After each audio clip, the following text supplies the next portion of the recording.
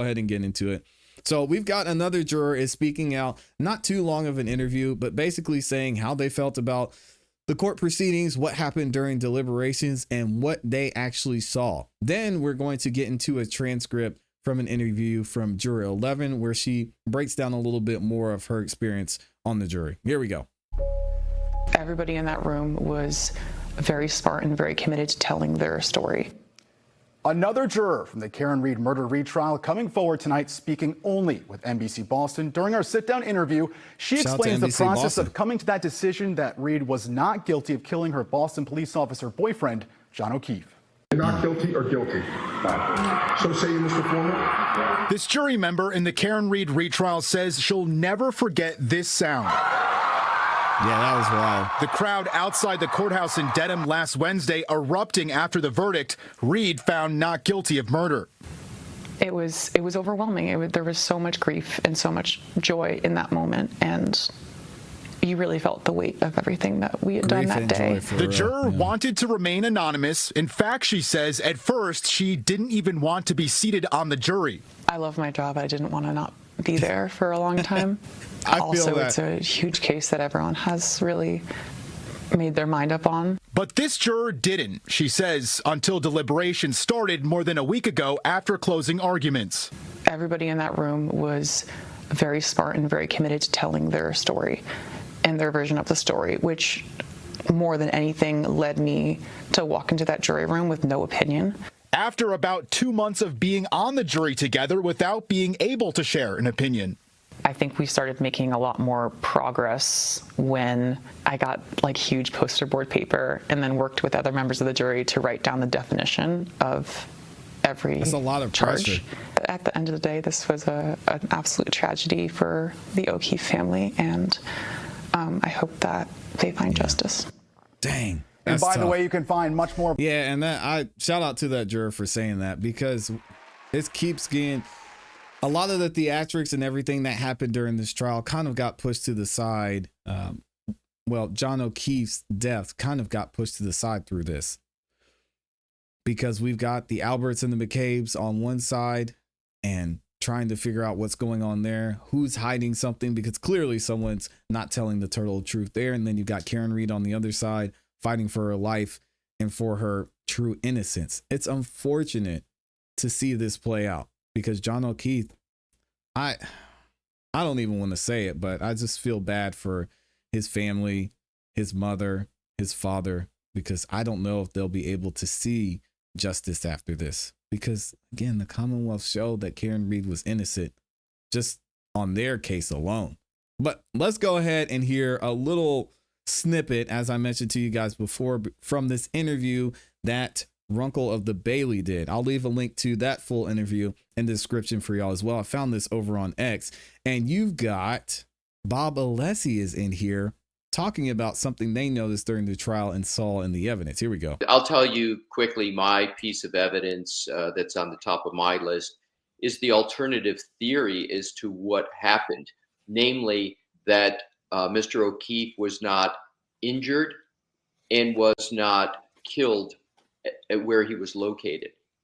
That was someplace else, and we had solid medical and other evidence, and we were not allowed to proffer even the evidence, let alone push the theory. And, you know, isn't that a fundamental Sixth Amendment right, your constitutional right to a defense? Inherent in your constitutional right to a defense is the ability to put forth an alternative theory to that of the prosecution. And we had tremendous evidence backed by facts, backed by experts, and we were not allowed to go there. I wasn't even allowed to go there in my cross-examination of Dr. Scorty Bello, the medical examiner, who couldn't determine the manner of death. Yes, exactly. And then we saw Dr. La Posada come in and say, hypothermia. No. It wasn't. It was not hypothermia. The cause of death was not hypothermia. Not to mention, as you heard Alessi say here, they had so much trouble getting that alternate theory in here. There was evidence to back up what the alternate theory was. And you guys are going to find this interesting. We're going to show in another video, once we get to this comment and the official statement from Hank Brennan, he said something very funny. And that is that we were going to let the evidence show what really happened. We're just going to follow the evidence, and where the evidence takes us, that's where we're going to go. Sir, if that's how you feel about this case, then it should have been dropped 2 years ago. But that's a story for another day. So why then wasn't it a minimum that I could pursue those questions and I was not allowed to do so? That I think was an unfortunate situation, but that stuck out for me. Yep. And let's, again, shout out to both of them, and shout out to Runkle of the Bailey, Ian Runkle. I'm going to leave a link to that full interview for you guys in the description as well. But let's see what happened here, because we've got some more insight from Juror 11 and some great questions that were asked by Jessica M. I'm saying M because I'm going to mess up her last name. And we already heard some of this information, like, did you feel the judge favored either side in the trial? Who was the most memorable witness of the trial? Did you believe the jurors the injuries on John O'Keefe's arm were caused by a dog? But I do want to get into a couple of these questions, like this one here from juror number 11, who is Paula. Did you know that the ARCA witnesses were first contacted by the FBI? Paula says, no, I only assumed it was the FBI after one of the witnesses before ARCA mentioned another agency. Interesting. And they also say, what did you think of the video clips of Karen speaking in those documentaries? Paula says, I think she wanted to speak her truth without having to go on the stand. Those interviews gave her better control of the narrative. Great point. I also think it was a strategic move by her defense. Her alcohol use was an undeniable fact, that's for sure. It was better for her to address it herself. That's a great take on that. I haven't actually heard that. And it's funny because the funny thing is, you guys remember once the jury started deliberating, we had this big emergency live stream, right? And we thought they were going to have a verdict, but they actually came back and they asked the judge 3 questions. One of those 3 questions was, are the video clips that were played during the trial allowed to be used or taken as evidence? Obviously, Judge Beverly Cannoni said yes. And if I'm reading what Paula is saying here correctly, she said those interviews actually helped Karen Reed's case because it showed, yes, she was an alcoholic, but no, she didn't. She wouldn't want to murder or hit John. The funny thing about that is those clips were shown by the Commonwealth. So again, that's just Hank putting another nail in his own coffin. Absolutely wild to see. Interesting take from her. Did you feel like convicting Karen Reed of the OUI was the right thing, or did you feel like you had to convict her of something? And Paula says, absolutely not. The OUI was the only charge I strongly believe the Commonwealth proved. We agreed. Well, some of us agree here. She said it in several interviews. I was buzzed. I shouldn't have driven. My alertness wasn't where it should have been. Once we determined the videos were admissible, I couldn't ignore that charge. And y'all wanted to fight me on this so much.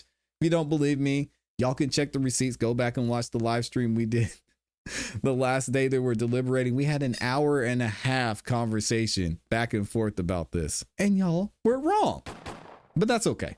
I still love y'all. What witnesses did you trust the most? I trusted the forensic scientists from Massachusetts State Police Lab, like Maureen Hartlett and Tess Chart. They worked with what they were given. I also believe Dr. La Posada and Isaac Wolf were extremely knowledgeable and stated their findings truthfully. Dr. Wolf was probably my favorite witness of all. I want to meet that guy in person. What witness did you trust the least? Officer Kelly Dever. Oh, Officer Dever. Y'all remember her? Her behavior in court made me question whether it's safe for someone who acts like this to be carrying a gun amongst civilians. Again, this is Paula, guys. She's making a lot of sense, Officer Dever.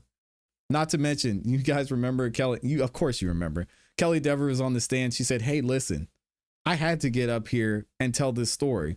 Otherwise, I was going to lose my job. What?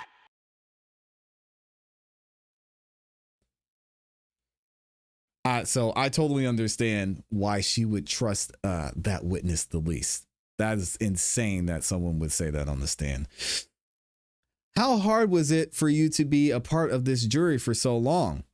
How were you able to do it every day? I don't want to hear about it. I did it too. So it's not a big deal. What's something you would want everyone to know about this case or trial? This is a great question.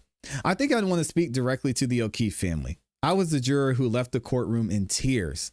And it wasn't because justice had been served for Karen Reed, though I was happy for her and her family. I cried for Mrs. O'Keefe, Paul, and everyone in John's family. Dang. They did not get the justice they deserve. I understand they might not want to hear from any of us, but I want to make it clear that our duty was only to determine whether there was reasonable doubt. If there's any chance that Karen Reed was responsible for John's death, then the blame lies with the sloppy investigation that made it impossible to connect her to this tragic passing. We didn't fail the O'Keefes. The Commonwealth did. The police did.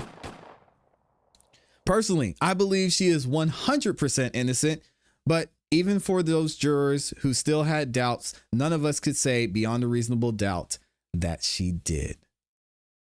Wow. To Karen Reed's supporters and advocates, please keep pursuing the DA, keep standing against corruption, and above all, I hope we can still achieve justice for John O'Keefe. Shout out to Paula.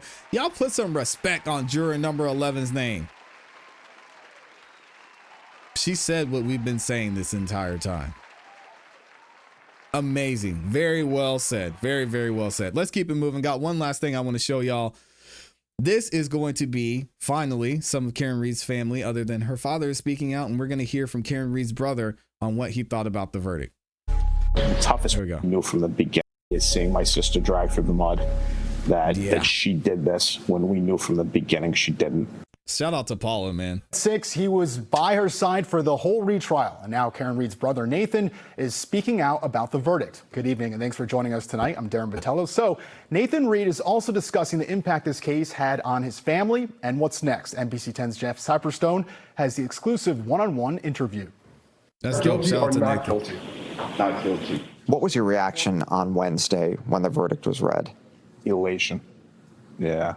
Celebration. Nathan Reed opening up days after his sister Karen was acquitted in the murder of her boyfriend, Boston police officer John O'Keefe. He was in the courtroom when the not guilty verdict was read. We heard the crowd just explode outside. It just reverberated through the building and through that courtroom. It's a sound and a feeling I will never forget. Nathan sat down with NBC 10 Boston. He has been by his sister's side through both trials. What was the difference maker? I think we ran a tighter case. And I think the Commonwealth did too, by the way. He says a younger jury may have also helped this time around, but both cases capturing worldwide attention, something Nathan says he was surprised at first. When social media got involved and when some of the YouTubers got involved, that really changed. And I think it also woke up this area. Shout out to the YouTubers. To mainstream media, but also to our supporters. Nathan tells us the last 3.5 years have taken a toll. The toughest part for me is seeing my sister drag through the mud. That she did this when we knew from the beginning she didn't. Do you think you'll ever have answers as to what happened? I question that. I struggle with that. I think our family has to make peace with the idea that we may never. And while Wednesday's verdict was a relief for the Reed family, Nathan expressed sympathy for the O'Keefes. Karen can be not guilty and factually innocent. And we can still feel for that family and what their losses are. And as for what's next, Nathan says he doesn't think his sister will return to teaching or finance. He says life will be different. So she's earned, in my opinion, whatever she wants to do.